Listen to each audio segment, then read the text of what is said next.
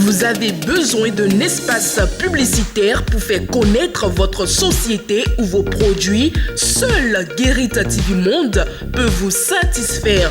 Pour tout renseignement, contactez le 00229 91 19 10 10. Guérit TV Monde, le leader des web TV.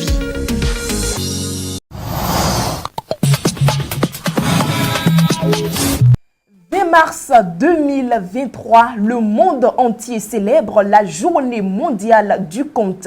Et à cette occasion, nous recevons pour vous, dans votre rubrique au téléphone, un conteur. Il répond au nom de Roméo Yallo. Roméo Yallo, bonsoir. Bonsoir, madame la journaliste. Nous sommes en 2023. Roméo Yallo, dites-nous, le conte représente-t-il encore quelque chose pour le peuple béninois? Oui. Et merci, bonsoir, chers auditeurs, bonsoir, chères auditrices. Merci, madame la journaliste. Je vais bien vous dire, oui, le conte représente tellement quelque chose pour le Bénin, parce que sans le conte, sans nos histoires, le Bénin n'existerait pas. Parce que du début jusqu'aujourd'hui, de son avènement jusqu'aujourd'hui, nous avons nos contes, nous avons des histoires que nous pouvons raconter, que nous pouvons dire à nos enfants et à la population. Donc, par conséquent, oui, le conte a réellement quelque chose pour le Bénin. Autrefois, le conte était utilisé pour communiquer. Est-ce que cet aspect du conte ou cet usage qui était fait du conte existe toujours? Bon, aujourd'hui, il y avait entre-temps, on utilisait, mais aujourd'hui, bon, c'est en voie de disparition, mais nous sommes en train de faire tout ce qui est de notre pouvoir pour ramener la population, pour ramener tout le monde dans l'histoire d'aller écouter encore le conte, soit dans les salles, soit dans les lieux publics, comme on le faisait entre-temps.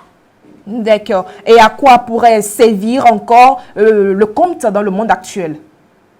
Vraiment, là, je dirais même que vous avez compris la question est devenue. Pourquoi aujourd'hui, excusez-moi, la jeunesse d'aujourd'hui, sans le conte, est en train de perdre leur boussole. Parce que quand vous allez entendre tel jeune, il est en train de venir par le dépassé, là, ils ont tué, ils ont. Or, entre-temps, avec nos comptes, je prends juste l'exemple du dilemme. Là, on dit quand tu tues aujourd'hui, demain, celui que tu as tué viendra maintenant te tuer. Mais quand psychologiquement, tu sais que par le compte, on t'a dit quand tu tues quelqu'un aujourd'hui, demain on viendra te tuer. Là, ce qui veut dire qu'en même temps, tu stoppes ça. On te dit quand tu ne fais pas quelque chose pour pouvoir vivre de cela, que tu n'as rien appris, et que c'est juste pas le plus facile que tu vis, et que demain, tu vas payer les conséquences. Par conséquent, par le compte, tu seras obligé d'apprendre quelque chose. Et quand ça va te jouer maintenant, ce que tu as fait faire d'aujourd'hui, lorsque ça va prémiser maintenant, tu peux utiliser ce que tu as appris aujourd'hui pour pouvoir vivre demain. Donc le compte aujourd'hui nous devons tout faire pour pouvoir insérer, pour pouvoir ramener cela à la population pour qu'ils ne commencent pas maintenant à dissuader leur cerveau. Alors, Roméo Yallo, dites-nous, comment pourrait-on redonner au conte toute sa valeur? Vraiment, là, c'est nous, c'est le travail à nos compteurs et à vous, chers, à vous, les journalistes, à vous, les médias.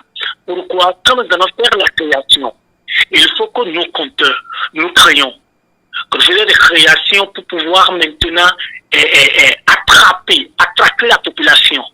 Comme moi, j'ai des comptes et que j'ai 100 spectateurs et que vous allez essayer de relayer ce qui veut dire qu'à la maison, comme au marché, comme dans les champs, les gens vont nous entendre. Mais quand nous faisons la création et que nous n'avons pas de gens, cela ne peut pas aller. Donc, par conséquent, nous allons faire le travail de notre, nous sommes en train de faire, et jusqu'aujourd'hui, nous sommes en train de faire un peu, parce que oui, il y aura beaucoup de comptes pour la population. Donc, je vais demander à tous les acteurs de commencer par créer des comptes pour la population.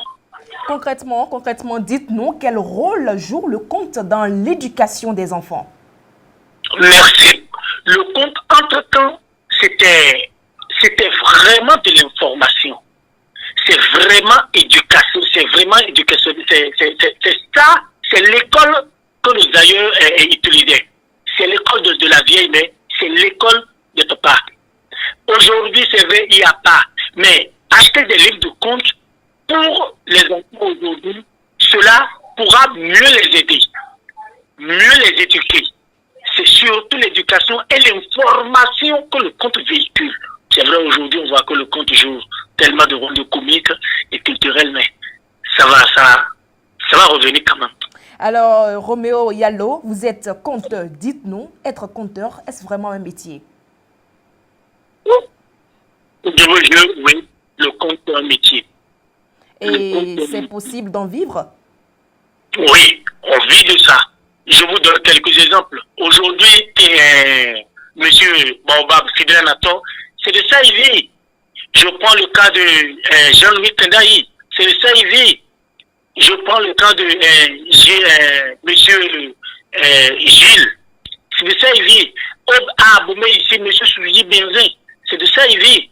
Moi qui vous parle, Roméo Yallo, je n'ai rien d'autre que le conte et le théâtre, c'est ce que je veux, c'est de ça que je vis. Donc le conte c'est un métier. Ce n'est pas qu'on se lève pour pouvoir compter, mais il faut aller à l'école, il faut suivre maintenant ces notions. Il faut aller apprendre, il faut aller au moins sur des formations sur ça. Là, ça nourrit son homme. Un petit mot pour conclure rapidement. Merci beaucoup. Pour conclure, je vais demander à tout le monde, et à nos parents surtout, ceux-là qui pas un peu d'importance à notre matière, qui est le conte, à notre métier, qui est le conte, que le conte nourrit son homme. Je vais demander maintenant à nos enfants, à nos parents, à nos amis, à tout le monde, que le conte, c'est de l'éducation, c'est de l'information, et qu'ils ont l'intérêt à aller chercher des livres de conte qui véhiculent des messages, qui véhiculent des informations pour pouvoir s'auto-éduquer. Et je demanderai maintenant à vous la presse de nous aider dans la diffusion de notre métier comme de notre travail. Merci à tout un chacun de nous. C'est à nous de vous remercier, Yallo Roméo.